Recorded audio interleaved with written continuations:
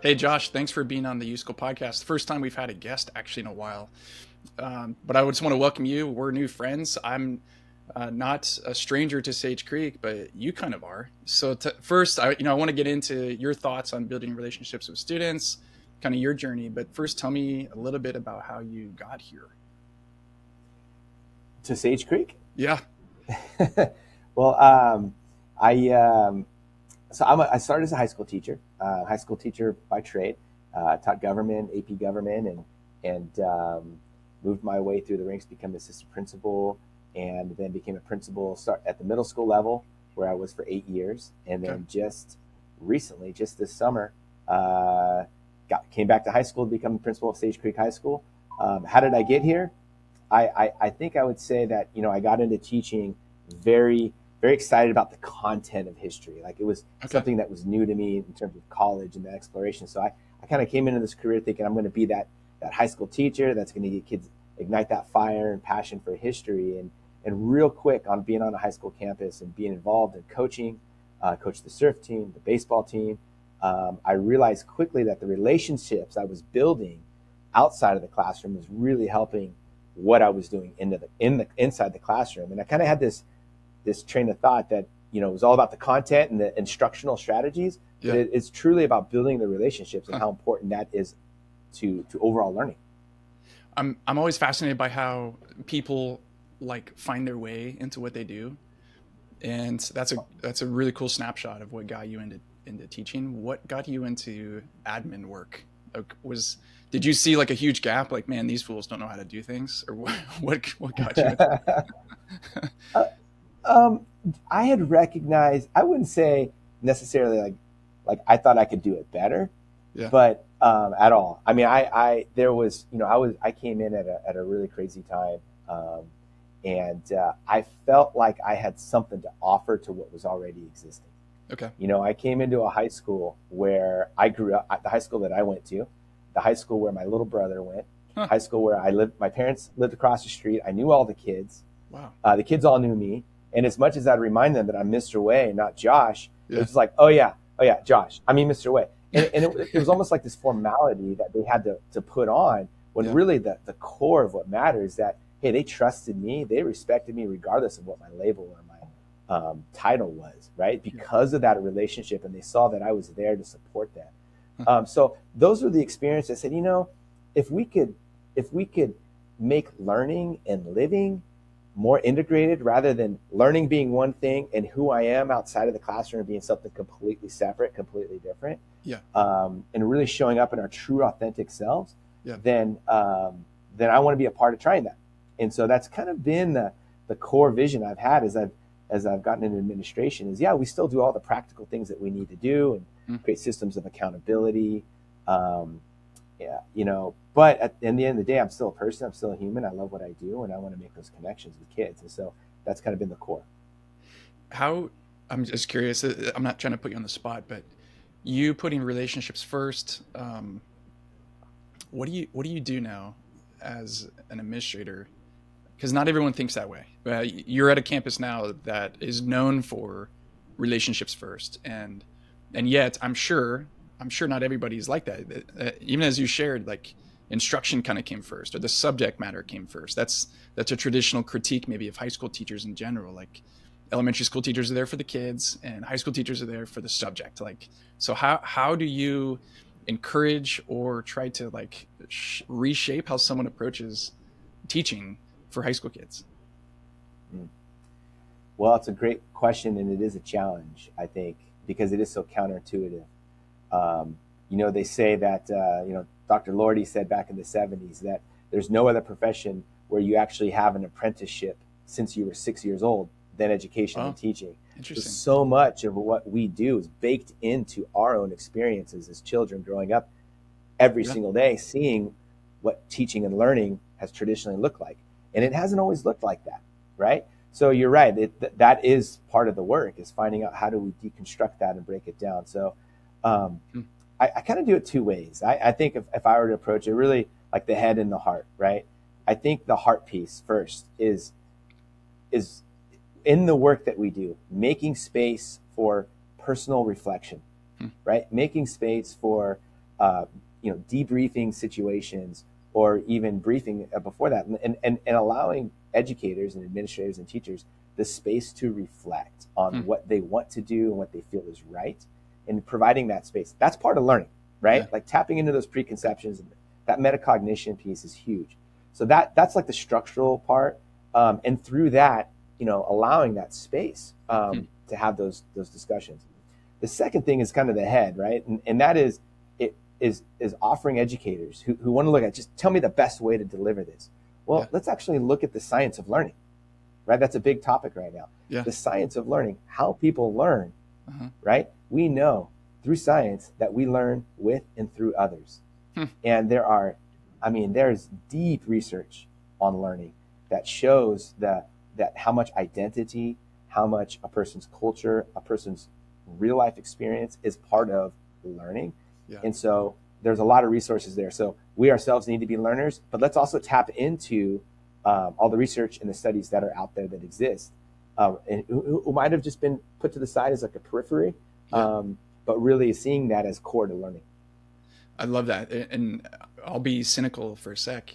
In some ways, you're saying, hey, if I can woo you with your heart and convince you that way, it's good to put relationships first. Awesome. If I can't, I'll try to get you with data. And even if you don't care about kids, don't you care about your own job? Don't you care about being effective? Like I saw I think it was a newspaper article, maybe a student newspaper article about you. I just was Googling you, and it had a real emphasis on meditation.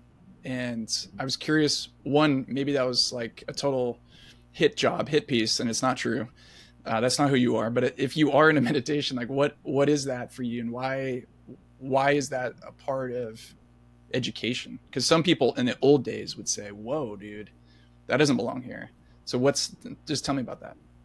Yeah, no, it's a big part of my life. It's been a big part of my life since I was a kid. My mother was a yoga instructor. Okay. And I remember in high school, she would sneak us in, or we would sneak into her yoga studio. The football team, the quarterbacks, receivers would sneak in at night, and we'd do yoga, and we would learn these modalities, these ancient modalities of relaxation, focus, and listening. And so that's always been a part of my life. And so when I became a teacher right around that same time, I my yoga certification, and I taught yoga for a long time in my teaching days. Yeah.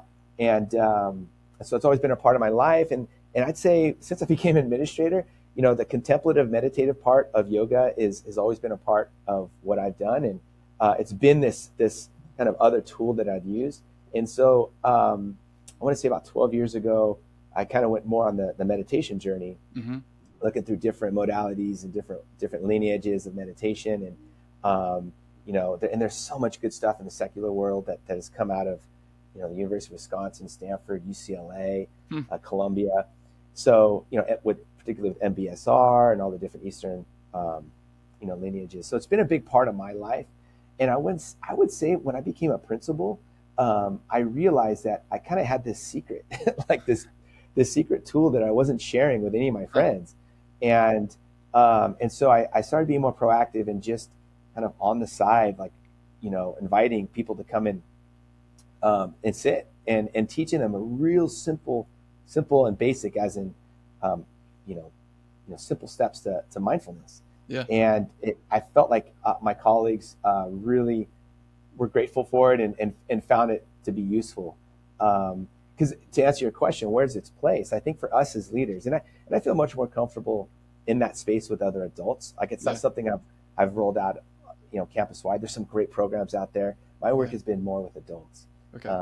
And so creating that space for us to slow down, to create a little bit of space, a little bit of gap between stimulus and reaction, so that we can really come up with a skillful way to address our problems. Now, we might address it the same way we did before, but at least we've done so with a little more clarity and a little more space to make sure that we're doing it in the best ways that we can. Yeah. And so, one of the things about meditation is it's really to explore what's going on, like what's happening right now, what's happening in my body, what's happening in my mind, and sitting in that space. And in education and administration, when you're investigating an incident or you're trying to connect with somebody, to really sit there and go, hold on, am I jumping to conclusions? Am I prejudging, or am I actually really taking in the information, Mm. no matter how uncomfortable it might be? Yeah. And so it's really helped just create a little bit of space between stimulus and response. Huh. I mean, it's fascinating. Yeah. I think a few years ago, there was a teacher that I have been friends with down at Canyon Crest Academy, and he had told, and I think I'd heard that he was leading students in his class at the start of every class through a mindfulness exercise.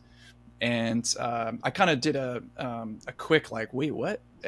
Because I remember, it wasn't that long ago, maybe you remember this too, where they had some pushback around Encinitas. So maybe it was San Diego, maybe it was Encinitas School District, somewhere on the coast, where parents were like, how, almost like, how dare you try to teach mindfulness and meditation to our kids in the classroom? And so anyways, I heard about this teacher, Mr. Sevilla, shout out to him.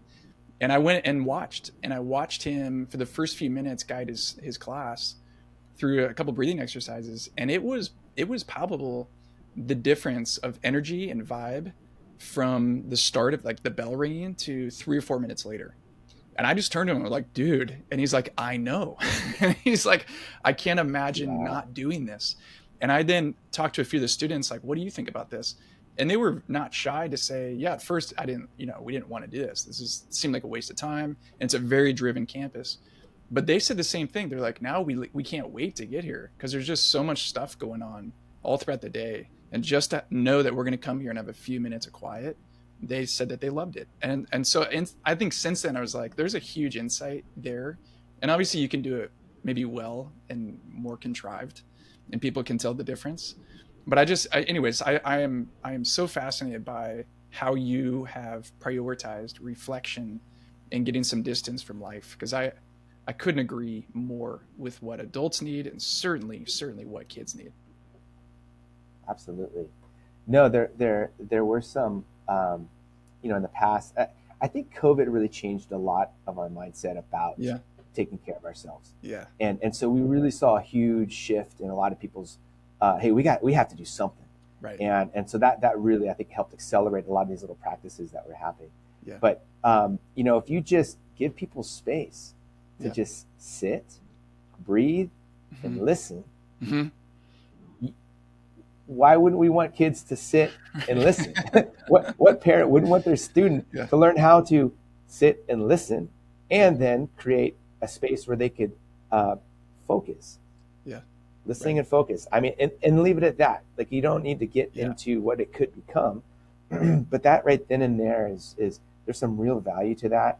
And I think, I'm grateful for teachers who are integrating it into their classroom in just a really simple way. Let's just stop for a minute and just sit in a quiet space together. Yeah. And it's really interesting what comes up. One of the last questions I was just curious about for you, you're on this campus that to me, and maybe to others, is known for this thing called the Genius Project. And for those who don't know about it, please check it out. Especially there's some fantastic videos on their website and YouTube, and I'll link to it here. And we've had the teachers who founded that on this podcast in years past. So I just love the idea of the commitment that you all have made at your school to helping kids identify their passions, and then not just be passionate about something, but to try to do something about it. What, given that now you're here, what do you, are you trying to just further that and say, keep going? Or are there other things that you see from your perspective of what you think students might need in order to find the clarity that we all hope that they have by the time they're done with this place? Great question. The Genius Project is something that is really special. It truly is a model. Having been in multiple districts and multiple parts of San Diego, this is really a model for something that I think a lot of schools need to look at and explore. Because what it does is it's not just some add-on to your high school experience to motivate or to put something on a college resume. Yeah. This is the work that kids are going to do in college and career, right? Like, we're preparing them for jobs that don't currently exist. Yeah. But find a way to fix, to create, to add purpose, right? To innovate. Find something that's a challenge, it's going to stretch you, and something that you're passionate about. So the skills, so when we talk about, how are we preparing students for college and career? Yes, we're giving them the content knowledge, but then we're also teaching them the skills that they need. But things like projects like the Genius Project are actually allowing them to apply what their passions are which is going to be exactly what they're going to need to do in their career. Yeah. And I think one of the interesting things is what it's done to this learning institution. So much of the programs that we have in place are student run, student created, and student run. You know, our 8th grade visit, that was a genius project, now run by, it's a legacy project that's now passed down. And students, I meet with students just like as I would meet with any adult. We set timelines, we put it on the calendar, we collaborate, we go off, we do our things, we come together. We're truly, students are integrated into the fabric of the school. Wow. Which is not just good for them, but it's beneficial for us as a learning institution. So, and those are the things that I think we need to do more in education. To go to your second question about clarity, is we need to allow more space for students to perform. And there's so much brilliance and creativity and talent among the students right now. I mean, this generation we have so much to learn from this generation. And there's tons of research on Gen Z and the millennials in terms of what they can offer to this world and what they're doing to change this world. It really helps us dial in to be close to what is it that they want and what is it that they need and how can they help be a part of this change. Yeah, that's awesome. Let's imagine we're back together in June. What do you hope you'll have said, and what do you hope you'll say about the end of your first year as a principal at Sage Creek?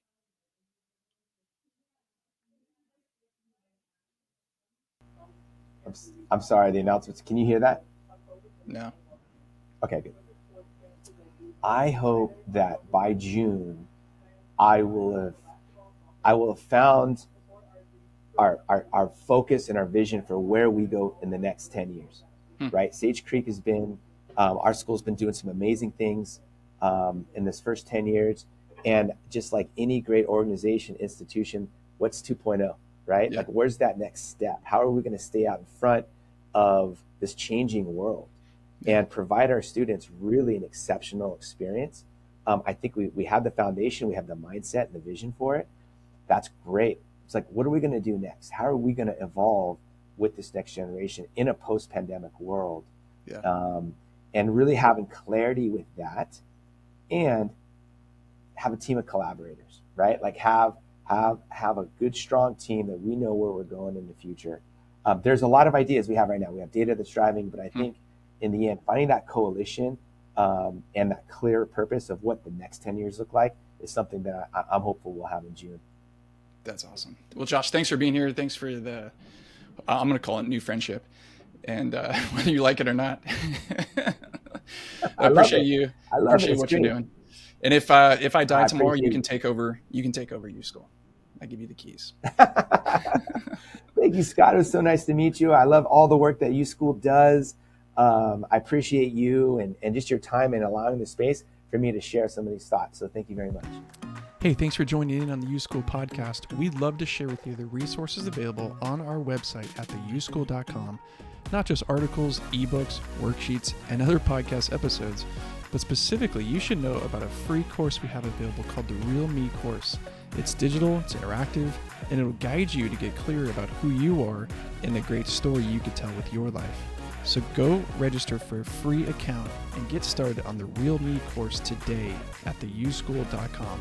That's theyouschool.com.